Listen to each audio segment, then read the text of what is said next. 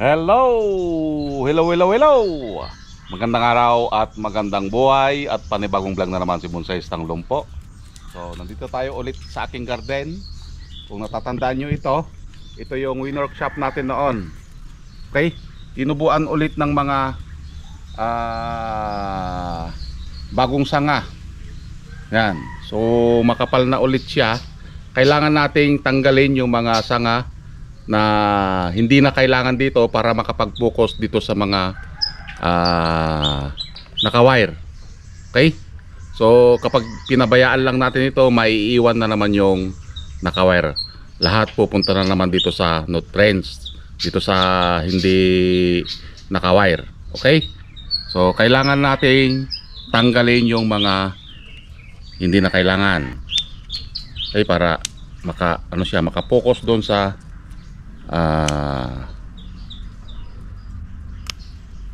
mga naka-wire.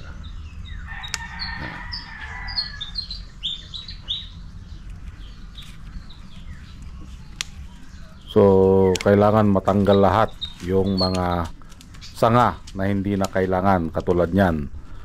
Masyadong makapal yung kanyang pinapakain. Marami yung mga tumubo na unwanted na sanga. Yan, so kailangan mawala lahat yon. Parang siya, aguy.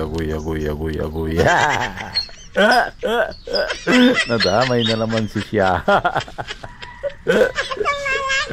Kailangan mawala. Yan. So kahit bigay tayo ng bigay ng abono, kung ang kumakain ay yung hindi kailangan na sanga, useless yung pagbibigay natin ng kanyang pagkain. Dapat pilitin natin na yung naka-wire, doon pupunta yung kanyang nutrients. Isa yan sa dahilan kung bakit natin tinatanggal lahat yung mga sanga na hindi na kailangan. Yan. So napakadami yan na mang-aagaw ng nutrients. Aguy. Shout out sa mga naagawan dyan. Aguy. Naagawan. So kailangan na nating kamayin yan para mas matanggal yung mga nakasingit-singit. Yan. So ang dami yung mga tinanggal natin na hindi na kailangan na sanga. So hirap na hirap dito ang ating bonsai, lalong-lalo na yung mga sanga na naka-wire.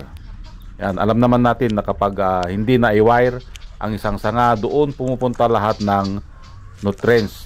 Mas mabilis siyang magsipsip ng nutrients, unlike doon sa mga nakaliko ng mga sanga. Yan, so importante na gawin natin ito. Hindi lang basta-basta nating pabayaan dahil manghihina yung mga naka-wire. Yan, so tanggalin natin lahat hanggang sa malinisan ito.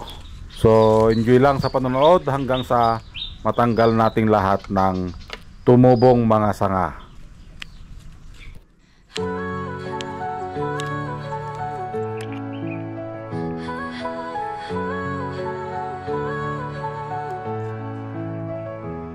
Sa dilim ng gubat, ako'y naglalakad. Scout ranger, ako sniper sa likod ng lakad.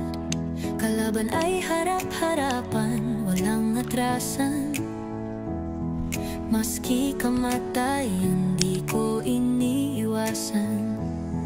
Tinamaan man ako, di ako sumuko. Sugatan ng katawan, pero buo ang puso. Buhay ko'y bonsai, maliit pero matatag. Bawat sugat, kwento ng isang tunay na tapang. Laban lang, walang iwanan. Tatako'y tapang, puso't paninindigan. Bonsai isang lumpo, kahit saan itapon. Tuloy ang laban kahit madurog, di guguho. Di lang sa gubat, pati sa buhay. Bawat pagsubok aking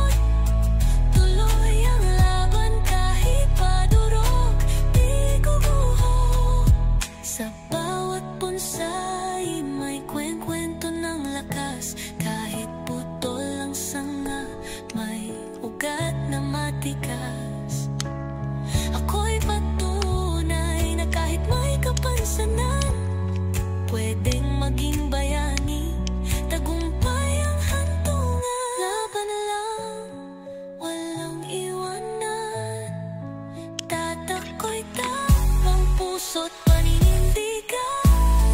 Bonsais ng lupo, kahit saan itapon. Sa laban ng buhay, ako'y iyong sandigan. Yon, at natapos na nga nating tanggalan yung mga sanga na tumubo. Okay, ito na yung kanyang itsura. So, antayin na lang ulit natin na tumanda pa itong mga sanga na ito para i-workshop ulit natin. Okay? So, natanggal na yung mga tumubong hindi kanais-nais na sanga sa kanyang katawan. So, ito yung gagawin nating apex. Yan. So, napaka-importante itong ano na ito, sanga na ito. So nakita nyo kanina punong-puno ng tumubong sanga. So makakapag-focus siya ulit doon sa mga sanga na naka-wire. So dito na naman pupunta yung mga nutrients na inaagaw ng mga tumubo. Okay? So ito na yung kanyang itsura. Maganda ito kapag ito ay natapos. Yan. So ito yung kanyang first branch. Ito yung pinapalaki natin. Okay, kaya walang putol. Yan, nakita nyo. So hayaan lang muna natin yan hanggang sa lumaki dahil napag-iwanan. Okay. So habang hinihintay natin ito, pakapal din ng pakapal yung mga iba niyang sanga. Okay, so yun lang, and maraming salamat at nasamahan nyo naman si Bonsais Tangnung po. Hanggang sa muli. Bye bye.